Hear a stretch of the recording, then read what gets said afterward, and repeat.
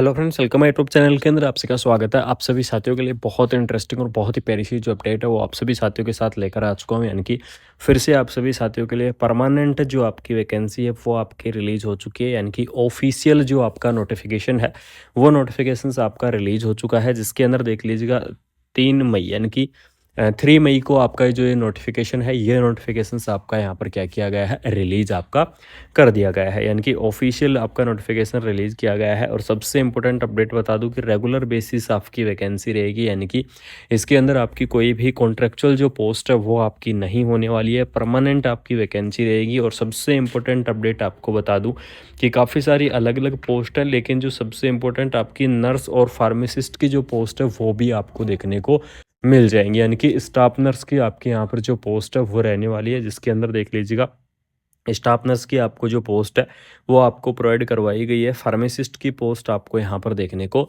मिल जाएगी। इनकी staff nurse और फार्मासिस्ट की जो पोस्ट है वो आपकी यहाँ पर रहने वाली है। स्टाफ नर्स के अंदर मैं सैलरी की बात करूँ कि किस आधार पर आपकी सैलरी मिलेगी, तो स्टाफ नर्स की सैलरी आपको लेवल 7 के आधार पर यहाँ पर प्रोवाइड करवाई जाएगी। फार्मासिस्ट की सैलरी आपकी लेवल 5 के आधार पर आपको यहाँ पर दी जाएगी। ठीक है, स्टाफ नर्स के अंदर अगर मैं लेवल 7 के आधार पर आपको बताऊं तो 44,900 रुपये तो आपका क्या रहेगा, बेसिक रहेगा। इसके अलावा आपको टीए दिया जाएगा, डीए दिया जाएगा, एचआरए दिए जाएंगे, और भी आपके जितने भी अनाउंस हैं वो सभी अनाउंस आपको दिए जाएंगे। और आपकी जो सैलरी है वो आपकी बहुत ही अच्छी खासी आपको यहाँ पर देखने को मिल जाएगी। तो इसके लिए आप बिल्कुल से यहाँ पर क्या रहें, निश्चिंत रहें। इसके अलावा आपको यहाँ पर बता दूँ तो इसके अंदर एलिजिबिलिटी क्राइटेरिया क्या रहेगा, यानी कि स्टाफ नर्स की इस पोस्ट के लिए एलिजिबिलिटी क्राइटेरिया क्या रहेगा, या फिर कौन कौन कैंडिडेट इस वैकेंसीज को यहाँ पर क्या कर सकते हैं, अप्लाई कर सकते हैं। तो अप्लाई करने के लिए यहाँ पर देख लीजिएगा एलिजिबिलिटी की अगर यहाँ पर बात करूँ तो इसके अंदर जो जीएनएम कैंडिडेट है, यानी कि जिन्होंने क्या कर रखा है, जीएनएम कोर्स कर रखा है, वो कैंडिडेट भी क्या करेंगे, इस वैकेंसीज को अप्लाई करेंगे, इस भर्ती के लिए एलिजिबल्स रहेंगे।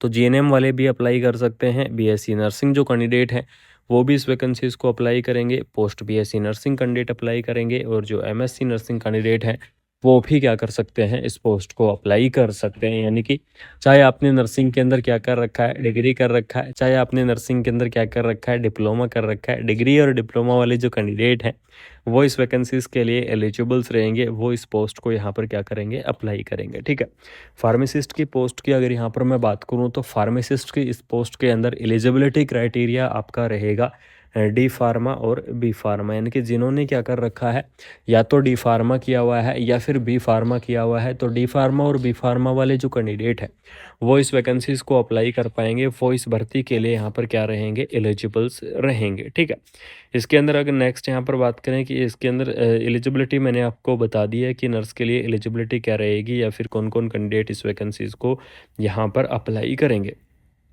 एक्सपीरियंस के बारे में अगर यहाँ पर मैं डिस्कस कर दूँ तो इसके अंदर देख लीजिएगा आपको अलग अलग कैटेगरी वाइज आपको यहाँ पर दे दी गई है। फार्मासिस्ट के लिए बी फार्मा, डी फार्मा के लिए मैंने आपको बता दिया है कि वो कैंडिडेट क्या करेंगे, अप्लाई करेंगे।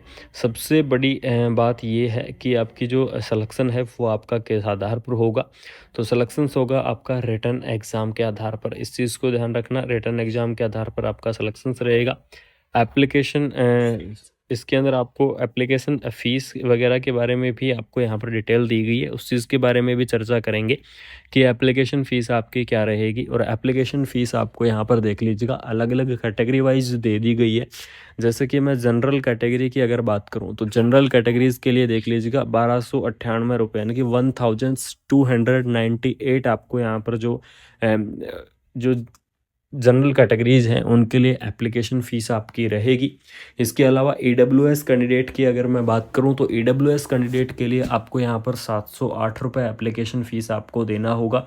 ओबीसी एनसीएल के लिए 1298 रुपये एप्लीकेशन फ़ीस रहेगी। इस प्रकार से आपको यहां पर एप्लीकेशन फ़ीस है वो आपको यहां पर पे करनी होगी। बहुत ही शानदार सी वैकेंसी आपके लिए रिलीज़ की गई है, बहुत ही धमाकेदार सी जो पोस्ट है वो आप सभी साथियों के लिए यहाँ पर क्या की गई है, रिलीज़ आपकी कर दी गई है। एप्लीकेशन फॉर्म की लास्ट डेट के बारे में यहाँ पर डिस्कस करेंगे। इस भर्ती का एप्लीकेशन फॉर्म की लास्ट डेट क्या रहेगी, तो 15 जून, यानी कि यहाँ पर देख लीजिएगा 15 जून आपकी क्या रहेगी, लास्ट डेट रहेगी इस वैकेंसीज़ की।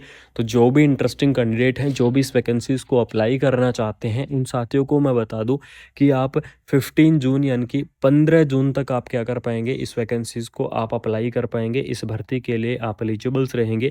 अगर आप 15 जून के बाद में एप्लीकेशन फॉर्म को भरते हैं तो वो आपके एप्लीकेशन फॉर्म एक्सेप्ट नहीं होंगे। इस चीज़ को बिल्कुल से ध्यान में रखना। तो इसलिए आपको क्या करना क्या है कि 15 जून तक आपको इस वैकेंसीज़ को यहाँ पर भर देना है, यानी कि इस वैकेंसीज़ को आपको अप्लाई कर देना है। बहुत ही शानदार सी वैकेंसी आपके लिए रिलीज़ कर दी गई है। बहुत ही धमाकेदार सी जो पोस्ट है वो आप सभी साथियों के लिए यहाँ पर रिलीज कर दी गई है। भारतीय विज्ञान शिक्षा अनुसंधान संस्थान माहौली, यानी कि आपको Indian institute of science education and research Mahauli IISER की तरफ से वैकेंसी आपकी रिलीज की गई है। एडवर्टाइजमेंट नंबर आपको यहाँ पर दे दिए गए हैं और इसके अंदर स्पष्ट यहाँ पर लिख दिया गया है कि ये जो आपकी भर्ती है ये आपकी रहेगी रेगुलर बेसिस, यानी कि इसके अंदर आपको स्पष्ट मेंशन कर दिया गया है कि रेगुलर बेसिस आपकी जो वैकेंसी है वो आपकी रहने वाली है। तो बिल्कुल से जो भी इंटरेस्टिंग कैंडिडेट हैं, जो भी अप्लाई करना चाहते हैं, वो इस वैकेंसीज़ को आप अप्लाई कर सकते हैं। इस भर्ती को आप यहाँ पर भर सकते हैं। अगर आपके कोई भी डाउट है, किसी भी प्रकार के डाउट है इस वैकेंसीज़ को लेकर, तो आप क्या करेंगे, कमेंट बॉक्स के अंदर कमेंट करेंगे। आप सभी साथियों को बता दूं कि कमेंट बॉक्स के अंदर आप क्या कर दें, कमेंट कर दें। अगर आपका कोई भी डाउट है, किसी भी प्रकार का डाउट है, तो बिल्कुल से क्या कर सकते हैं, पूछ सकते हैं। कोशिश करूंगा कि आपको मैं क्या कर सकूं, टाइमली रिप्लाई कर सकूं, टाइमली आपको जो इन्फॉर्मेशन है वो आपको मैं यहाँ पर प्रोवाइड करवा सकूं। इस चीज़ को बिल्कुल से ध्यान में रखना। कोशिश करूंगा कि आपको मैं टाइमली जो इन्फॉर्मेशन है वो आपको यहाँ पर प्रोवाइड करवा दूं। बहुत ही शानदार सी वैकेंसी आपके लिए रिलीज़ कर दी गई है। IISER की तरफ से परमानेंट वैकेंसी है और इसके अंदर जो मोस्ट इम्पोर्टेंट आपकी जो स्टाफ नर्स की पोस्ट है वो आपको दी गई है और साथ में आपकी जो फार्मासिस्ट की पोस्ट है वो भी आपकी रहने वाली है। तो इस चीज़ को बिल्कुल से ध्यान में रखना और आपको नर्स की इस वैकेंसीज़ को अप्लाई कर देना है। सैलरी के लिए बिल्कुल निश्चिंत रहना है। लेवल 7 के आधार पर जो सैलरी है वो आपको प्रोवाइड करवाई जाएगी। तो इन हैंड आपकी जो सैलरी है वो 85,000 प्लस आपकी जो सैलरी है वो आपको देखने को मिलेगी, यानी कि लगभग ये मान लीजिएगा कि 85,000 प्लस आपकी सैलरी रहने वाली है। तो बिल्कुल से आप यहाँ पर फॉर्म को फिल कर देना।